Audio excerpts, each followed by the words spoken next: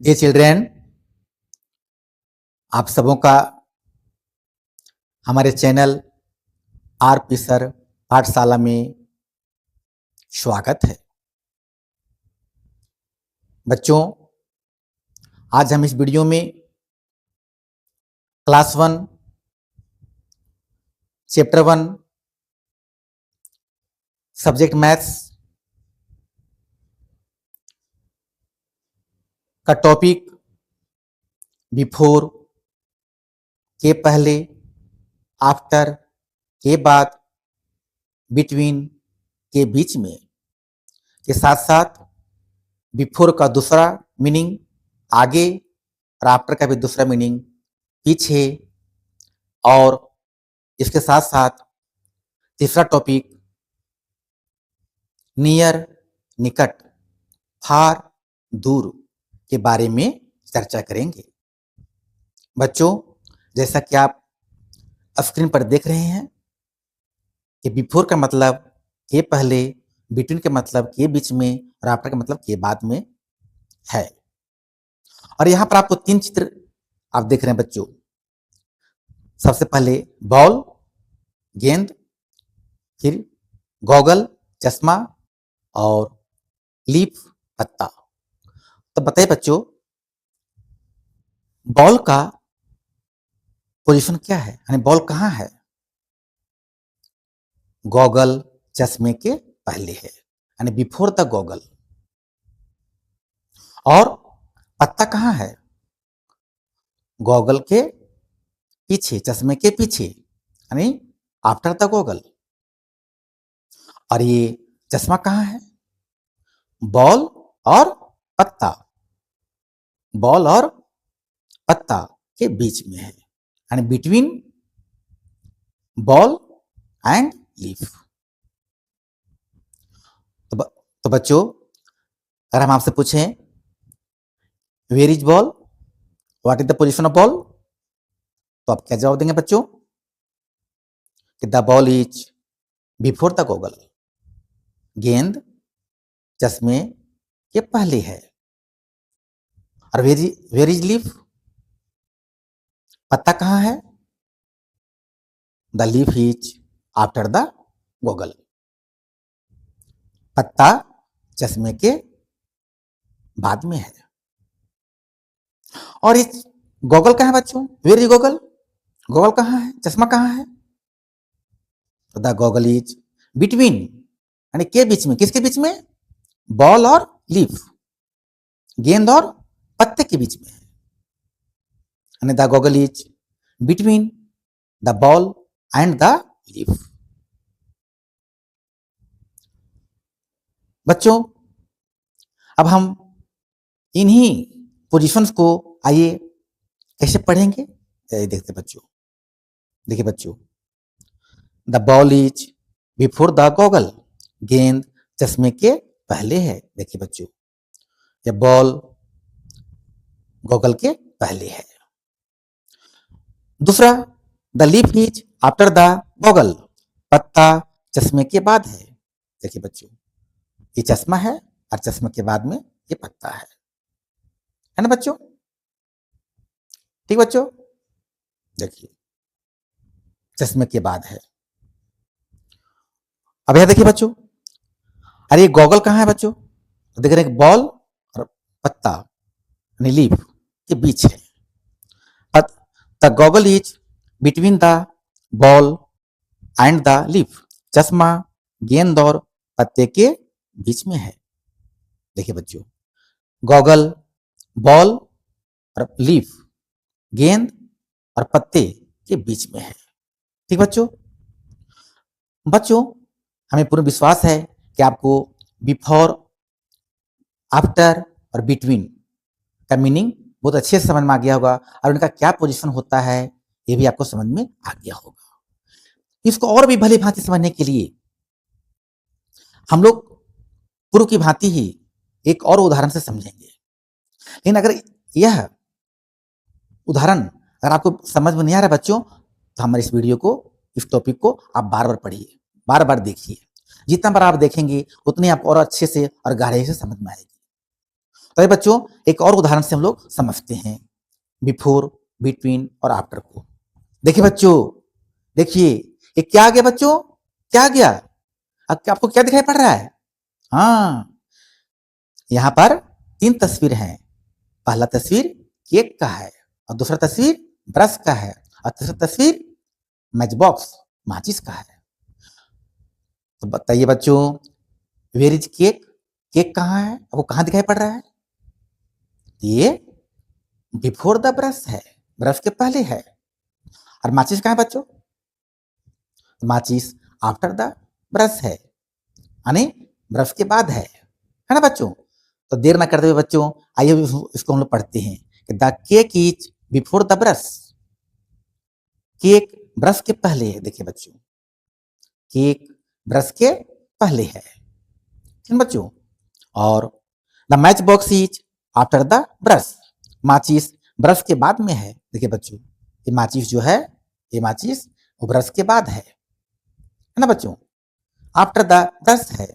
और the brush is between the cake and the match box. Brush cake और माचिस के बीच में है। देखिए बच्चों, देखिए गौर से देखिए, है ना? ब्रश जो है वो मैच बॉक्स और केक, यानी केक और मैच बॉक्स, केक और दिया सलाई माचिस के बीच है। तो बच्चों, हमें पूर्ण विश्वास है कि अब आपको बिफोर, आफ्टर और बिटवीन का मीनिंग और उसका पोजीशन बहुत अच्छे से समझ में आ गया होगा और आपके सारे डाउट क्लियर हो गए होंगे, है ना बच्चों? अब देखिए बच्चों, बिफोर और आफ्टर का जानते हैं बच्चों, दूसरा मीनिंग भी होता है। और वो क्या है? तो बिफोर का मीनिंग आगे होता है और आफ्टर का मीनिंग पीछे होता है। आइए बच्चों, हम लोग इसको इस उदाहरण से देखते हैं। देखिए बच्चों, देखिए बच्चों क्या गया? एक किसकी तस्वीर है बच्चों? निसंदेह यह एक ट्रेन की तस्वीर है, रेलगाड़ी की तस्वीर है। सबसे पहले क्या है बच्चों? इंजन। फिर बोगी नंबर 1, डिब्बा संख्या 1। फिर बोगी नंबर 2, डिब्बा संख्या 2। फिर बोगी नंबर 3, डिब्बा संख्या 3। बोगी नंबर 4, डिब्बा संख्या 4। और बोगी नंबर 5, बोगी नंबर 5, डिब्बा संख्या 5। तो अब बताइए बच्चों, क्या आपने ट्रेन देखा है? बिल्कुल, बिल्कुल सही, आपने ट्रेन देखा है, अच्छी बात है। क्या बच्चों, ये ट्रेन क्या होता है? ट्रेन किससे कहते हैं बच्चों? ट्रेन भी यातायात का साधन है। इससे हम लोग बहुत दूर दूर तक सफर करते हैं। इन डिब्बों पर में बैठ करके और हम लोग सफर करते हैं बहुत दूर दूर तक, है ना? यह एक यातायात का साधन है, आने और जाने का साधन है। जैसे गाड़ियां हैं, स्कूटर हैं, ट्रक हैं, कार है ना बच्चों? हवाई जहाज हैं। उसी प्रकार से ट्रेन भी यातायात का साधन है। तो बच्चों, ये कहाँ चलता है? आप कहेंगे तो जमीन पर चलता है। लेकिन बच्चों, जमीन पर भी चलने के लिए इनको एक विशेष रास्ता होता है। और वो रास्ता क्या होता है? कि लोहे का रास्ता होता है, लोहे का बना हुआ, जिसे हम पटरी कहते हैं। अगर इनको लोहे का बना हुआ रास्ता ना दिया जाए तो ये चल नहीं पाएंगे, है ना बच्चों? इसलिए इसको हम लोग हिंदी में क्या कहते हैं? लौह पथगामी, यानी लोहे के रास्ते पर चलने वाला, ठीक है ना? ये ट्रेन लोहे के रास्ते पर चलने वाला होता है, गाड़ी होता है, इसलिए इसको हम लोग लौह पथगामी कहते हैं और इंग्लिश में ट्रेन कहते हैं। ठीक है बच्चों, तो अब आपको ट्रेन का मीनिंग समझ आ गया और ट्रेन क्या होता है ये समझ आ गया बच्चों। अब देखिए बच्चों, एक बात बताइए कि ट्रेन को कौन खींचता है? जो बोगी होते हैं उनको कौन खींचता है? तो सबसे आगे देखिए, सबसे आगे कौन है? बोगी, सारे बोगियों का आगे कौन है? तो सबसे आगे ये इंजन है ना बच्चों? यही इंजन सारे बोगियों को खींचता है और फिर ट्रेन चलती है ना बच्चों? तो सारे बोगी के आगे कौन है? बिफोर द बोगीज कौन है? इंजन है ना बच्चों? तो देखा, बिफोर का यहां पर एक मीनिंग क्या हो रहा है? आगे हो रहा है।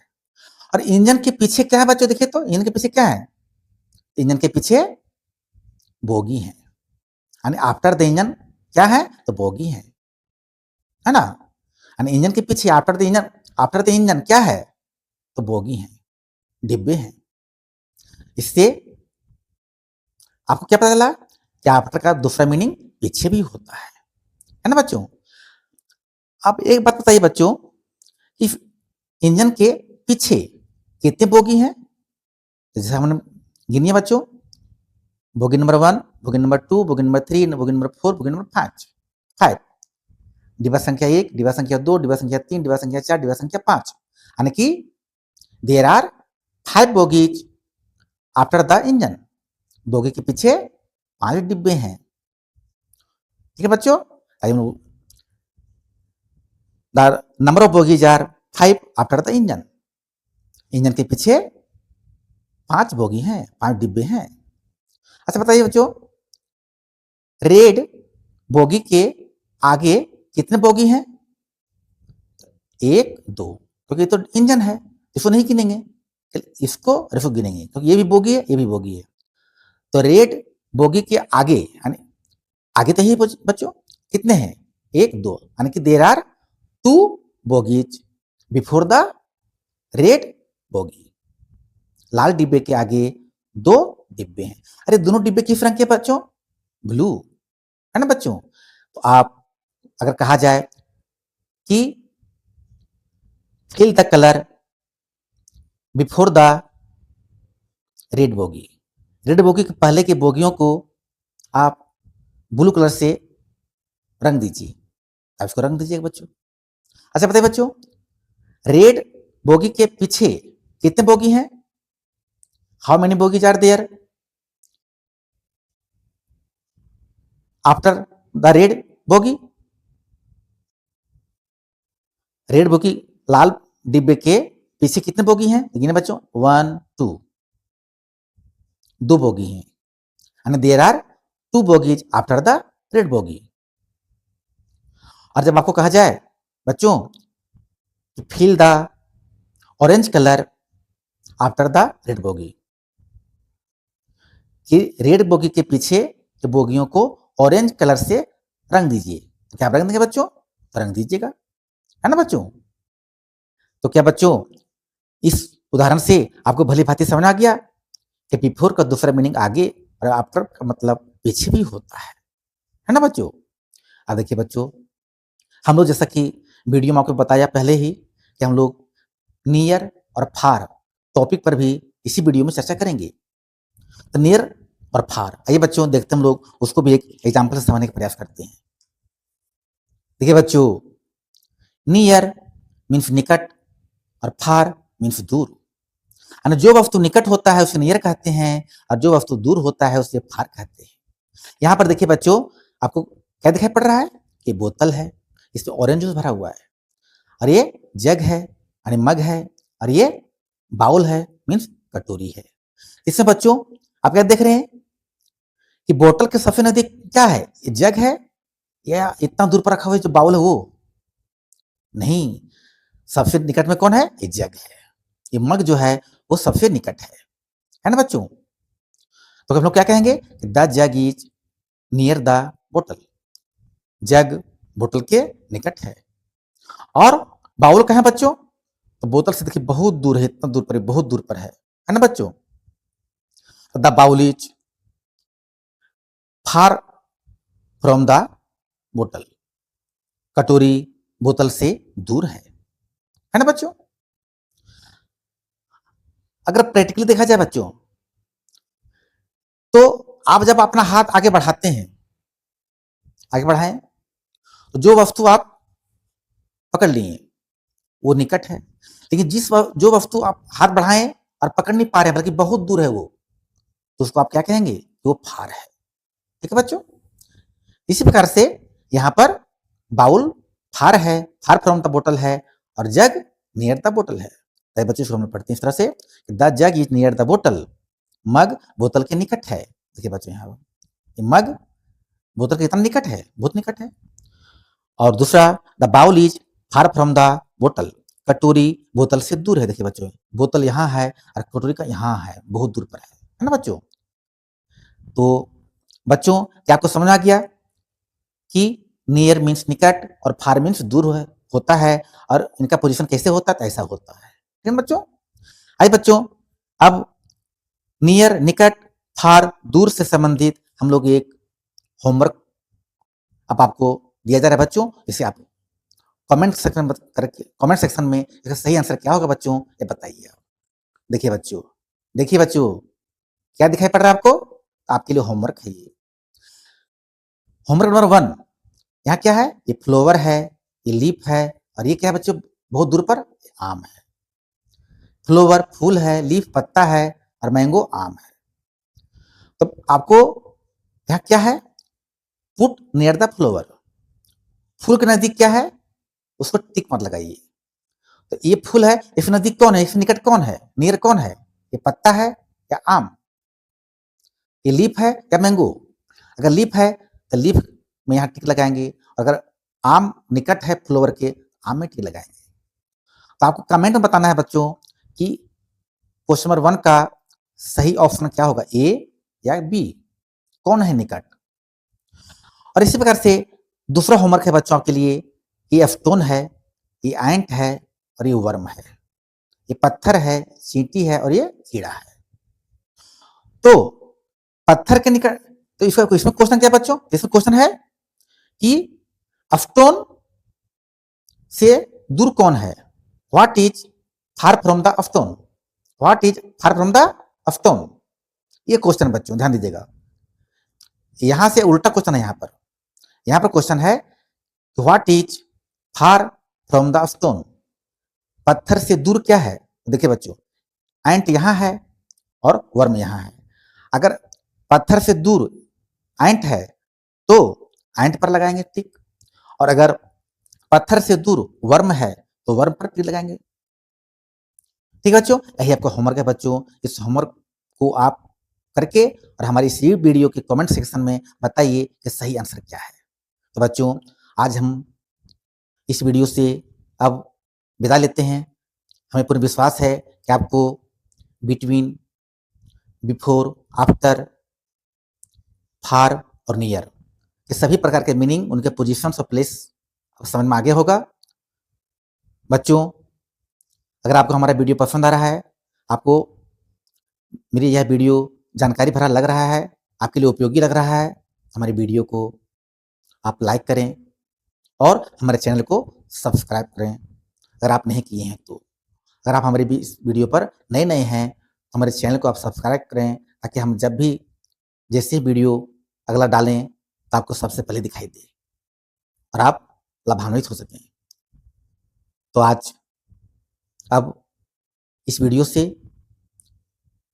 हमें अब विदा दीजिए। मिलते हैं अगले वीडियो में नए टॉपिक के साथ। चिल्ड्रेन खुश रहिए, पढ़िए और अपने भविष्य की ओर आगे बढ़ते रहिए। Thank you children, thank you, thank you, thank you.